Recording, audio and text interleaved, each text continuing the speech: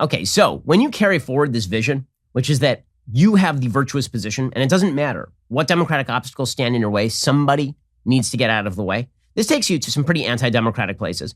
And this has been true, again, across the political aisle. But right now, we are seeing it mostly from people on the left. So Bernie Sanders, for example, over the weekend, he tweeted out, 2 senators cannot be allowed to defeat what 48 senators and 210 House members want.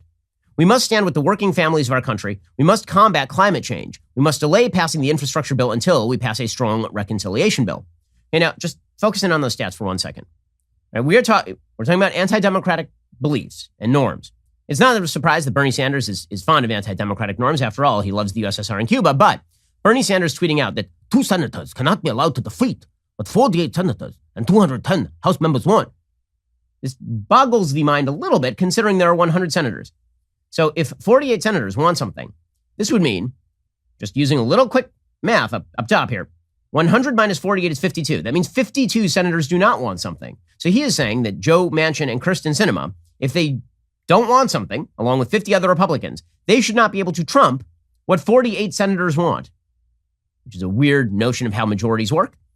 And he says they're not allowed to defeat 210 House members, what those 210 House members want. Now, you'll recall there are 435 House members. Now, again, I may not be a math whiz, but 435 minus 210 is 225, which is larger than 210.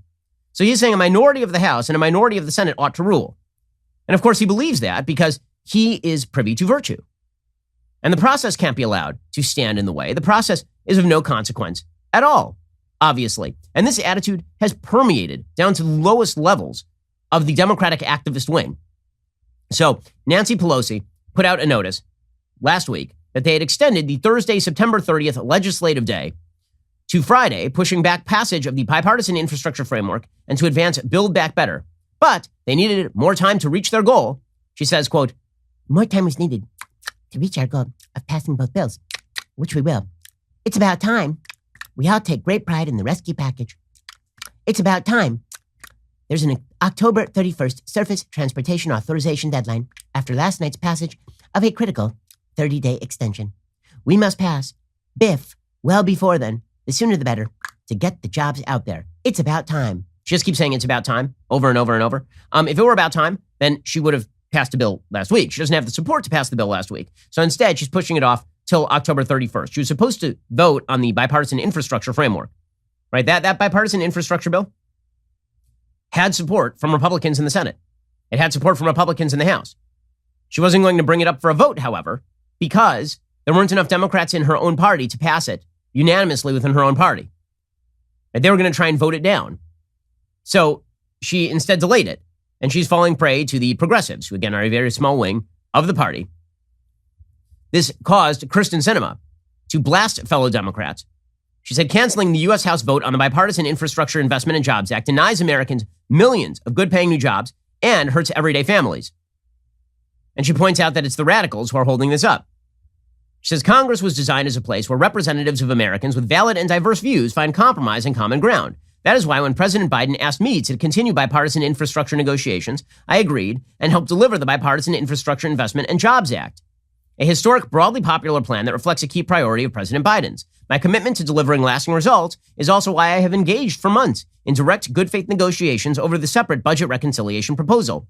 Good faith negotiations, however, require trust. Over the course of this year, Democratic leaders have made conflicting promises that could not all be kept, and have at times pretended that differences of opinion within our party did not exist, even when those disagreements were repeatedly made clear directly and publicly. Canceling the infrastructure vote further erodes that trust.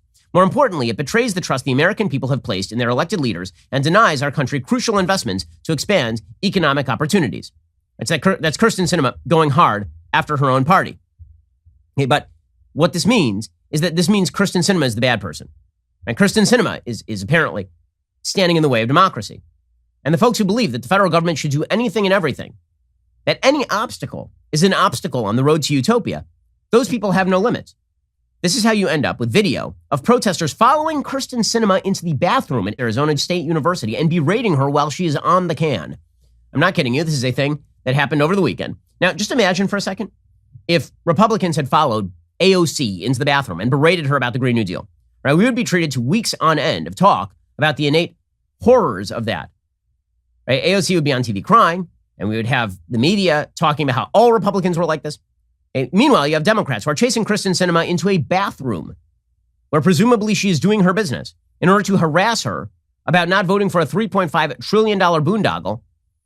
And the media are kind of like, normal politics, every day at work. Here's a little bit of that video. We need a Build Back Better plan right now. We're not going to door. We need solutions. The Build Back Better plan has the solutions that we need. And Bernie Sanders, of course, is doubling down on this as well. So Bernie Sanders was slamming Kyrsten Sinema, saying that it's not the progressives holding this up. It's Kyrsten Sinema and Joe Manchin holding this up. Well, no, it's you. It's you. I mean, these are two separate issues. There's the bipartisan infrastructure plan, which, again, has bipartisan approval. And then there's the reconciliation plan, which needs to be negotiated separately. You guys tied them together because you wish to run roughshod over everyone. And that's why you're angry at Sinema, because she's standing in the way of your utopian schemes. Here's Bernie. Well, I think Senator Sinema is wrong. I think from day one, Jonathan, it has been clear. President of the United States has said it. Speaker of the House Pelosi has made it clear. Our majority leader in the Senate, Schumer, has made it clear.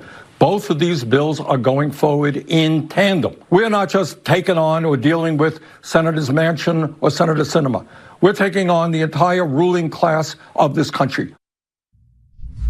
It's the higher ruling class of this country that needs to be taken on, right? The language of virtue, of pure virtue. Democratic norms don't matter. Democracy doesn't matter. This guy thinks that 48 senators and 210 congresspeople are enough to pass a $3.5 trillion bill. Well, what's the big deal? After all, what they are doing is virtuous. It all comes down, in the end, to government power.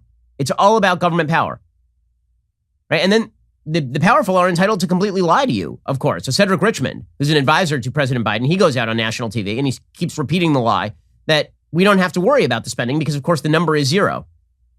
This is not about a number, because at the end of the day, here's what's important, Chuck. The number is zero. We are paying for everything in this piece of legislation. And it's very popular with the American people that the wealthy and big corporations finally pay their fair share. So we're going to pay for everything we do. No, you're not going to pay for everything you do, and you're lying to the American people. But you believe you can get away with it because for too long, the American people have been willing to grant absolute power to whoever, quote unquote, agrees with them, depending on whether they have a D or an R next to their name. And that needs to stop right now. We need to start thinking as an American people systemically. We need to start thinking about the systems and incentive structures we create for our politicians. This is not about electing the right people. It's not about getting rid of the wrong people. It's about making sure that the checks and balances of American government still work to protect the fundamental freedoms that are there because human nature exists and human nature is not trustworthy. The battle for the culture is heating up. We here at the Daily Wire are making some big moves. So be sure to like, subscribe, ring that bell, because you're not going to want to miss a single moment.